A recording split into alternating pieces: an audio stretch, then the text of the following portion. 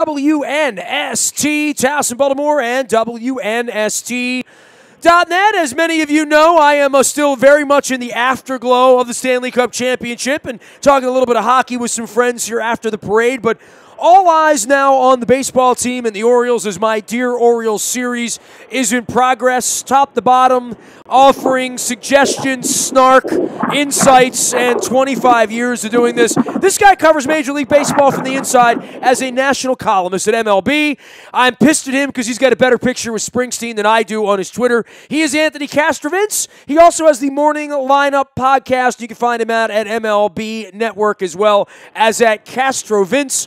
On Twitter, we had a good year last year meeting Springsteen and taking pictures. If you're an Oriole fan, other than watching the World Cup here during the mornings, I don't know what's going to give here, but many of you in the national space will be opining about this. I know Rosenthal's been all over it lately. There's a lot of meat on the bone here all the way around, from the ownership to Brady Anderson to Buck and Dan to Adam Jones and Manny Machado to what's going to become of this place, Anthony, you know?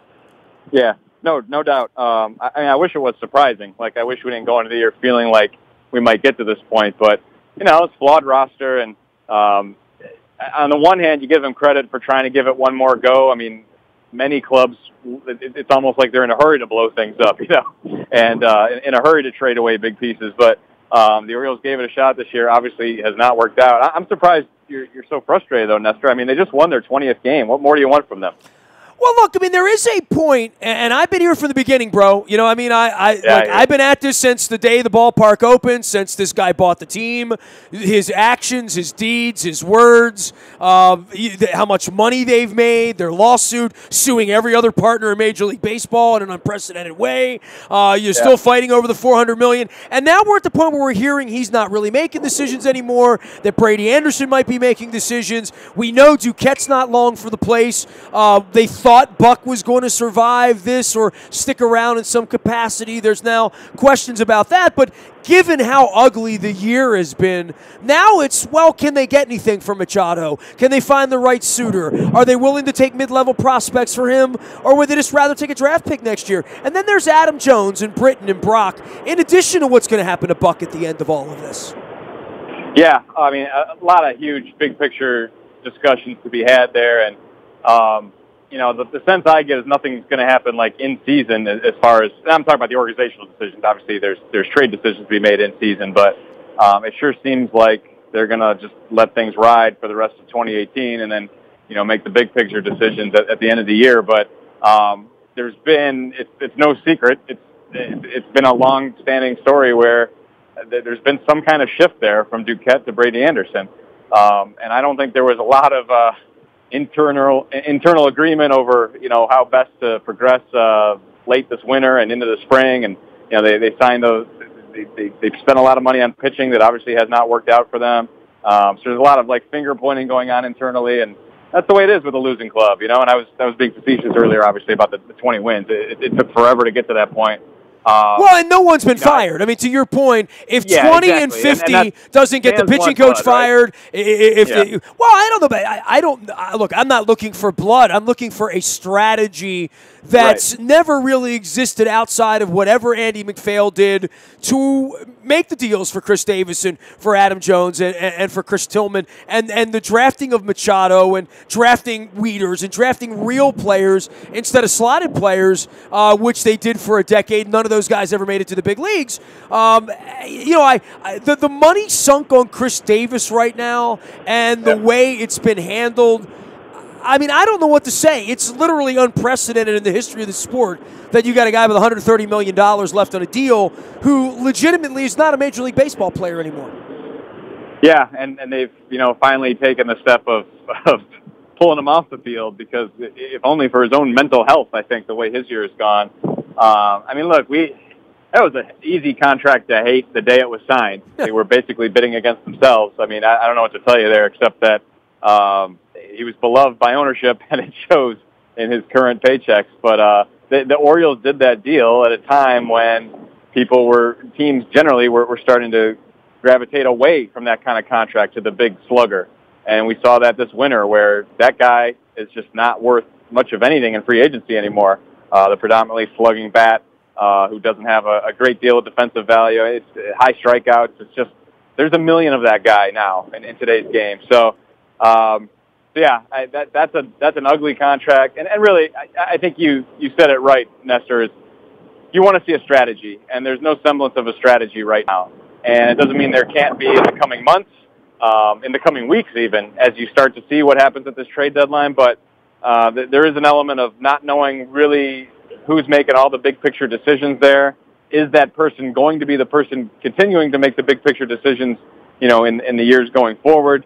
It's a very strange situation because you want to get great value, obviously, back for Machado or Jones or whoever they trade, Britton, whoever they trade this summer.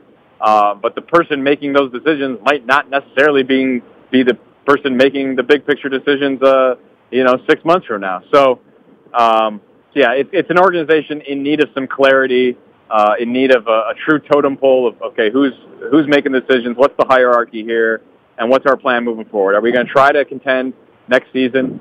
The pitching, the signings they made late this winter, early this spring, however you want to define it, would lead you to believe they expect to be a competitive ball club next year just because those are multi-year deals. But, you look around, the state of the farm system, the state of the Major League roster, the guys they're going to lose between now and November. The deterioration of Scope and Mancini, yeah. and to some degree Bundy and Gosman not stepping up and looking like difference makers. And, the whole thing's a mess, and losing's a mess, and losing on young kids' heads a mess. And they still have 100 games to play. You know what I mean? Like they're still going to be out there running around the rest of the summer. It is a very, very difficult spot for any organization to be in, but certainly with all these question marks. You've been around this a while, Anthony. By the way, Anthony Castrovince, our guest here from MLB. Last time around, they couldn't get a legitimate guy to take this job. That's why Duquette took the job. He hadn't been in baseball in a decade. I don't know that the assistant general manager of the Tigers or the Mariners or the Padres covets coming to work here under these circumstances. Yeah, I hear you. I mean, you're right. And we can look back now and say Duquette, ultimately, I think, turned out to be a great hire, obviously, with the run they went on. And, him and Showalter, that pairing was unusual. I mean, those guys are very different personalities, but they made it work for a good long stretch there. There was a stretch of, 4 seasons where they had the best record in the American League in that 4-season span. So, but yeah, things run their course in this game, and it would appear that regime seems to have run its course or is running its course. And, you hear that internally there's not as much support of Showalter for the long term as there used to be, or, does he even want to manage long term? Does he want to graduate to a front office role? Who knows? So it's so many unanswered questions. And you're right. I mean, there's always going to be people hungry to take the next step in their career and, take on it's a major position in any sport. I mean, there's only 30 of those jobs for general manager, but it's not an ideal scenario if you don't have true baseball autonomy, to make baseball-related decisions. So that's the big question to me is what is the state of the organization as far as that goes moving forward? How much leadership, how much say, command, what have you, will the next general manager have? Whoever that is. Or the next manager, quite frankly, because we got to be talking about that as well. I mean, all parts of this now. And from a local brand standpoint and where they are, boy, it's not a very good time to be chasing the Red Sox and the Yankees, is it? It's not. And you knew that going into the season, that especially when Giancarlo Stanton moved, and that deal has not turned out to be the true game changer we thought it was going to be. But it felt like a moment where, whoa, if you were thinking of maybe transitioning, now would be a really good time to do it if you were the Orioles and the Blue Jays in particular. And both those clubs are in all likelihood, going to be the outside looking in. It sure looks that way for the Blue Jays as well as the Orioles. So, I think last winter, you hate to run away, right? You hate to just cower and hide. But it's pretty clear, sabermetrically, analytically, heart, emotion, whatever, that the Red Sox and the Yankees were going to be the best two clubs in the American League East this year. And there goes one of the wild card spots. So it seemed like a good moment. And the Orioles did this. They explored the trade value of Machado. He's having a monster year. He's done wonders for himself as far as free agent value is concerned. I don't know how much he's impacted his trade value, just because at the end of the day, pitchers are valued more this time of year than position players, because it's a rarer commodity to get your hands around, and it's a greater need. There's always every team could always stand to add pitching. There was no market last summer for Manny Machado, right? I mean, right. I don't know how the market's going to be different for an 8-week rental here or where the suitors are going to be, but we're all sitting around here waiting for the WNST text from Coons Ford that, like, we've traded Machado, and I'm like, I'd pump the brakes on that because I don't know who you even have to impress around there, whether it's Brady or Duquette or John Angelos or Lou Angelos, and how you impress them with the name of some kid who's hitting 321 at Bakersfield for Manny Machado. I mean, I don't know how you pass judgment on that. And part of that, and this is really the big picture of this, they don't spend money in the international market, so they don't attract those players. They've drafted poorly lately. They've developed poorly lately. But really the question is, this is not an easy job, this evaluating 19, 20, 21, 22-year-old human beings as baseball players and projecting them out. It's the toughest job there is going. They need somebody that's really good at that in order to be good at the rest of it, right? Yeah, absolutely. And they need to do better internationally. It's kind of an area they've sort of punted on where they've been one of those teams that's been willing to trade their bonus money and that sort of thing. So I mean, you got to be good in all areas. You got to have talent infiltrating your system from all facets, internationally, amateur-wise. You got to make good trades. You got to make smart signings, all those things. So, they struck out in certain spots, and also just natural winning cycles. They evolve, they change. The window closes, and their window is closed. So, with this particular group, so you hope they can get some tangible value back. Britain will be really interesting. Brad Brock will be really interesting, just given the market for relief help right now and the way that's valued in today's game. I don't know what to tell you on Machado. That's going to be fascinating. I mean, the Cardinals were a team that I thought were probably best equipped to give the Orioles a deal you could really feel good about as far as young pitching is concerned. I don't know that it's a priority for them right now. The bullpen's a greater priority, so maybe you could pull off some kind of a mega deal involving Britton and Machado. But it's going to be a limited market just as a function of contender needs and the price tag and all of that. And I don't think it'll get to the point where they just don't move them and recoup the draft pick, because the draft pick compensation isn't as strong as it once was. But you also don't totally rule anything out.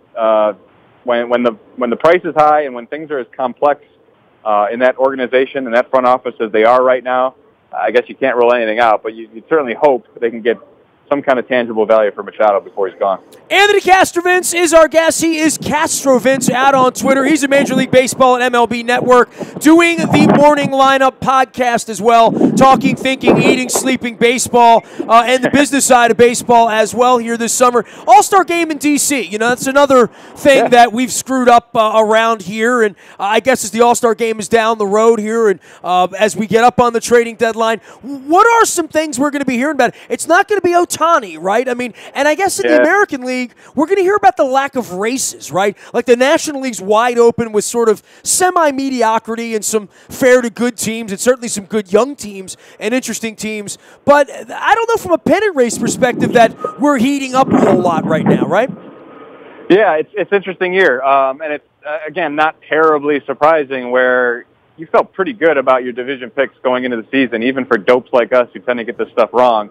You felt pretty confident in the division picks, and really the biggest question being Yankees or Red Sox, like who's the wild card, who's the division winner, and that's still looking like a great race. But the National League definitely has more complexity to it. The American League right now, the great story in the American League is the Seattle Mariners. Kind of as of today, and things can change in a hurry in this game, but as of today, they're running away with one of those two wild card spots, if not contending with the Astros in the division. So that's fun to watch, but. Yeah, I mean, the National League just has more teams involved, more intrigue. The National League West has been really shaken up by the Dodgers' slow start, and the National League East has been shaken up by the Phillies and especially the Braves.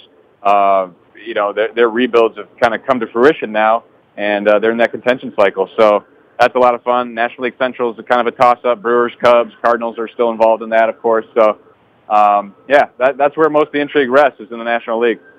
Anthony Castrovince, our baseball guest, up, and we'll follow you out at MLB. Tell us about your podcast in the morning, too. You do that every day? We do it 3 days a week, Monday, Wednesday, Friday. So, Morning Lineup podcast, myself and my colleague Richard Justice, worked in your neck of the woods back in the day, and we just tackle all the big topics in baseball 3 days a week. Do me a favor. Tell Richard Justice that I send my love to him in all things Houston, Texas, okay?